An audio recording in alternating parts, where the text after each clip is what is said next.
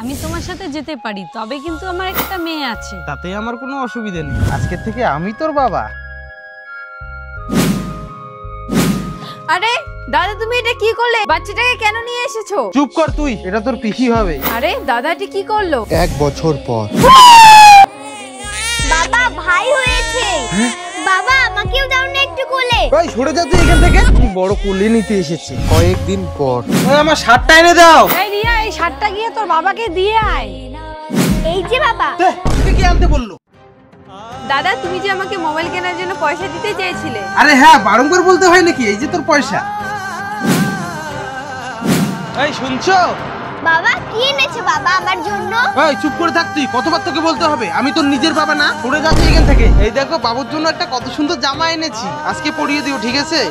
Hello, যতদিন 50,000 টাকা দিবি না ততদিন এই মন্দির বন্ধই থাকবে। চুপ কর রে মা, আমি তোকে সব নিয়ে দিব। কে তোমরা?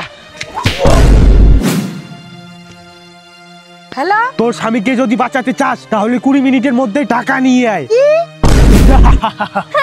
মা, কি? পিসি, তুমি বাবাকে বাঁচাও, না হলে ওরা বাবাকে মেরে ফেলবে। এই, আমি তো ওটাই চাই, বললে তো সব সম্পত্তি আমার।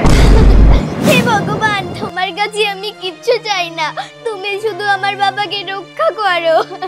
কেউ তো নেই, চলো শেষ করে দেই। আরে কি